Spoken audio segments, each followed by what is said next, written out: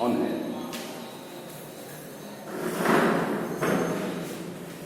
Okay, good morning student of class 9।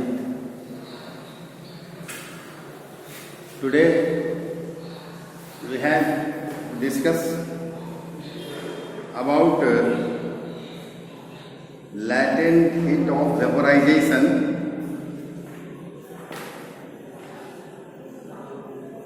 about this topic.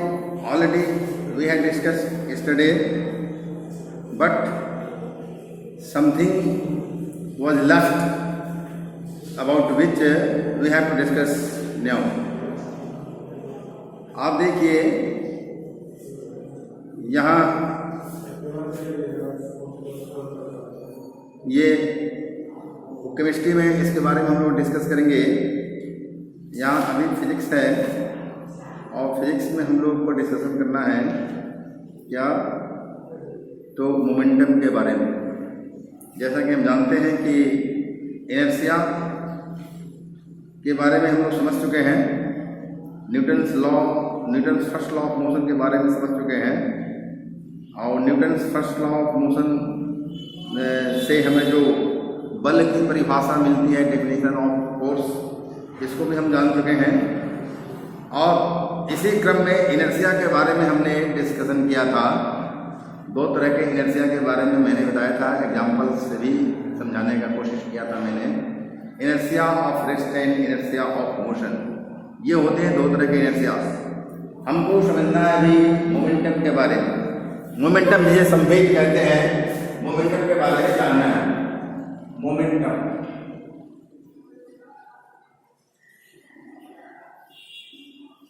Momentum संवेग को कहते हैं, संवेग अर्थात मोमेंटम।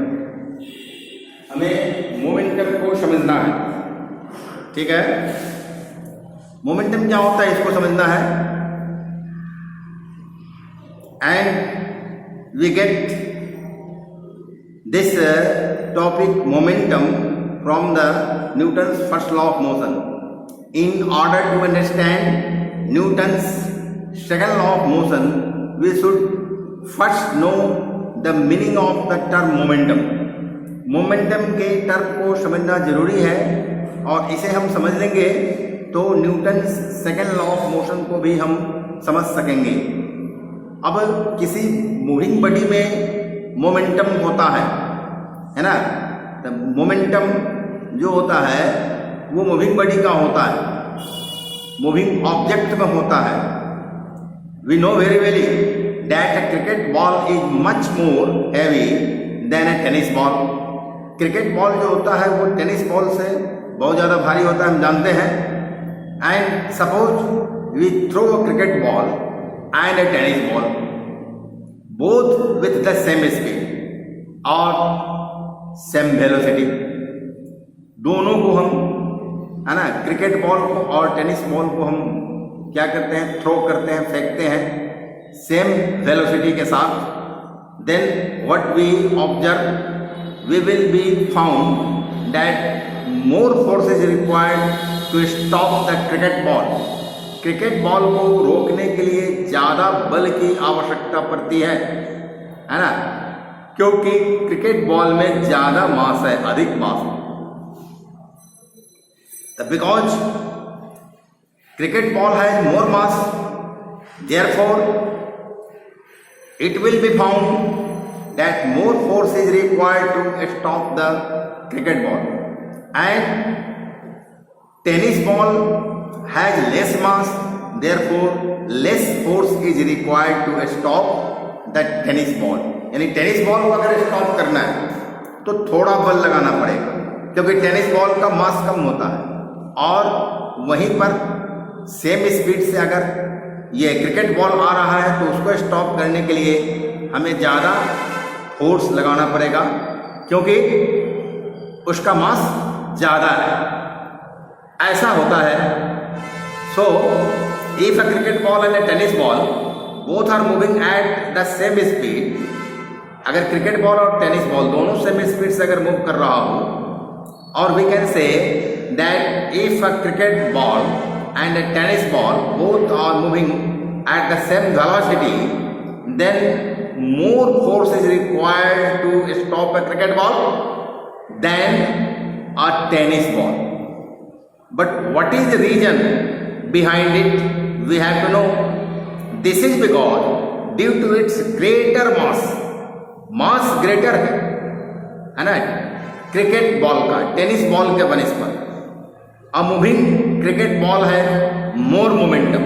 मूविंग क्रिकेट बॉल में क्या होगा, ज्यादा मोमेंटम होता है because of its large momentum. A fast moving cricket ball can sometime cause injury है ना, injuries to cricketer. But a moving tennis ball can't do so to a tennis player. Moving tennis same speed से move करता हुआ tennis ball tennis player को injury नहीं कर पाता, पर सेम स्पीड से मूव करता हुआ क्रिकेट बॉल है ना क्रिकेटर को इंजरी कर देता है, क्योंकि क्रिकेट बॉल का मास ज़्यादा है और इसलिए उसमें मोमेंटम ज़्यादा है. यानी कि यहाँ सीधा बात समझ में आ रही है कि the force required to stop a moving body.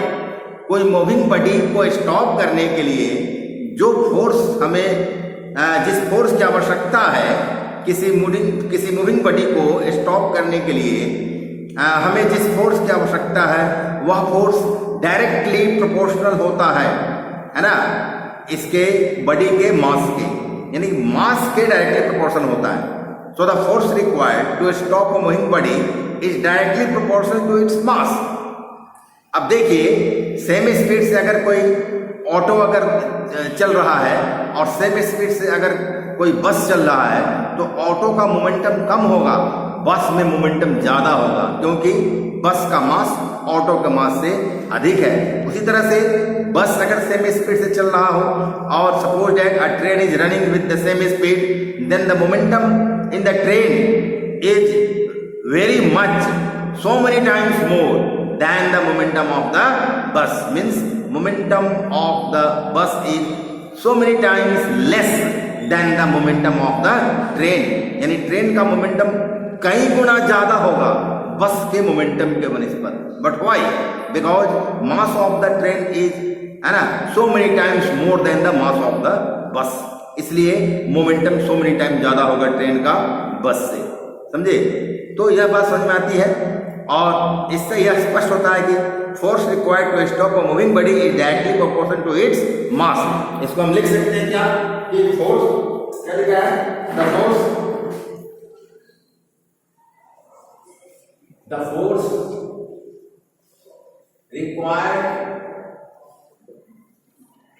required to stop a moving body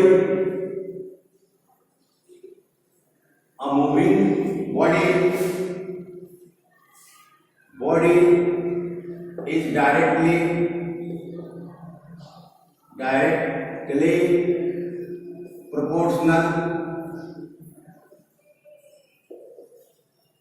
proportional to its mass. यानी मास के डायरेक्टली प्रोपोर्शनल होता है. मीन्स हम लिख सकते हैं एफ है ना वेरी एट या यम, एफ वेरी एट यम लिख सकते हैं और एफ वेरी एट यम. समझे? अब यहां देखिए हमको यहां समझना है कि the force required to stop a moving body is directly proportional to its mass, है ना.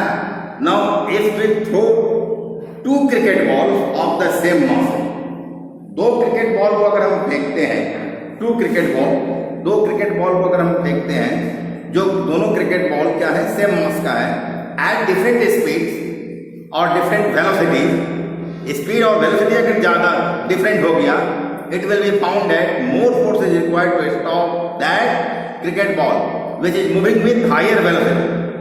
तो ज्यादा ये फोर्स किस पे अप्लाई करना होगा, उस क्रिकेट बॉल पर अप्लाई करना होगा जिसका वेलोसिटी ज्यादा है.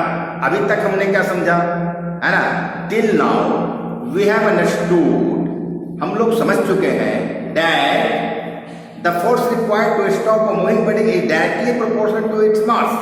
Means if two bodies have different mass but same velocity,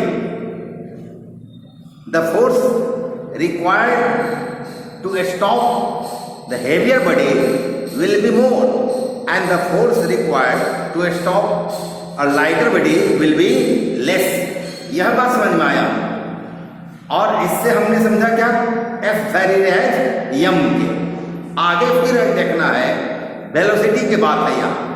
तो दो अगर बॉडी है और दोनों बॉडी का मास सेम हो, दोनों का वेलोसिटी डिफरेंट है। मान लिया कि किसी का वेलोसिटी या स्पीड क्या है, अगर ये 5 किलोमीटर प्रति घंटा है और दूसरे का स्पीड 10 किलोमीटर प्रति घंटा है, तो मास सेम होते हुए भी 10 किलोमीटर प्रति घंटा स्पीड से है ना फेंके गए बॉल को स्टॉप करने में ज्यादा फोर्स की आवश्यकता पड़ेगी और 5 किलोमीटर प्रति घंटे के रफ्तार से फेंके गए बॉल को रोकने में कम फोर्स की जरूरत पड़ेगी। यानी यहाँ वेलोसिटी भी है, वेलोसिटी का भी डायरेक्टली प्रोपोर्शनल है फोर्स, जिसे हमको रोकने के लिए अप्लाई करना है उस बॉल को, है ना, जो एक स्पीड से आ रहा है। तो इस तरह से हम देखते हैं क्या कि we conclude that the force required to stop a moving body is also directly proportional to its velocity. यानी कि फोर्स जो है सो वेलोसिटी के डायरेक्टली प्रोपोर्शनल होता है। क्या होता है? डायरेक्टली प्रोपोर्शनल होता है ना। एंड ये F वेरी है v यानी वेलोसिटी के, तो F वेरी है F वेरी है v, ये मिला हमने, समझा। So the force required है ना to stop a moving body is also directly proportional to its velocity. Therefore the quantity of है ना motion in a body depends on the mass and velocity of the body. मतलब quantity of motion in a body, motion की जो मात्रा है body में वह निर्भर करता है किन बातों पर? दो बातों पर, बॉडी के मास पर, बॉडी के द्रव्यमान पर और बॉडी के वेलोसिटी अर्थात वेग पर। So the quantity of motion in a body depends on the mass and velocity of the body and this gives us another term known as momentum. और यह दूसरा टर्म देता है जिस टर्म का नाम ही मोमेंटम है, हिंदी में संवेग कहते हैं, ऊपर लिखा हुआ है। तो the momentum of a body is defined as the product of its mass and velocity, है ना। तो क्या है, मोमेंटम को हमको डिफाइन करना है। तो इस तरह से हम देखते हैं कि मास एंड वेलोसिटी के प्रोडक्ट को, ये मास और वेलोसिटी के प्रोडक्ट को हम क्या कहते हैं? मोमेंटम कहते हैं। तो यहाँ तो F वेरी है, M है, F वेरी है, D है ना, ठीक है भाई। लेकिन हमको देखना है क्या कि मोमेंटम क्या होता है। तो the momentum of a body is defined as the product of its mass. तो इससे क्या होगा, हमसे हम लिख सकते हैं from above we conclude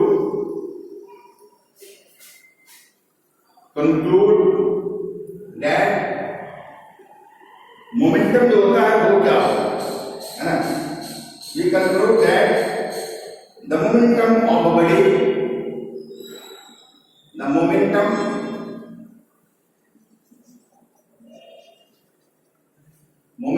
of a body body का जो मोमेंटम जो होता है ना, is defined as product of its mass and velocity, is the product of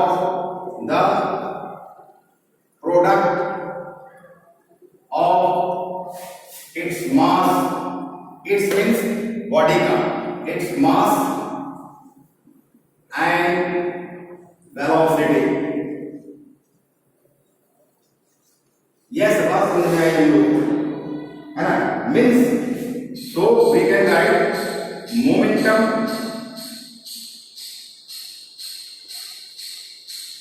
equal to mass into velocity, mass into velocity, और वी कैन राइट मोमेंटम के लिए हम इस तरह से p से p जैसा हम डिनोट करते हैं, है ना, equal to p equal to m into v, है ना, where p equal to momentum, p बराबर क्या है, ये है वेयर,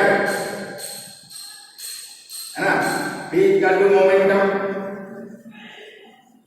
मोमेंटम है, m इक्वल टू मास,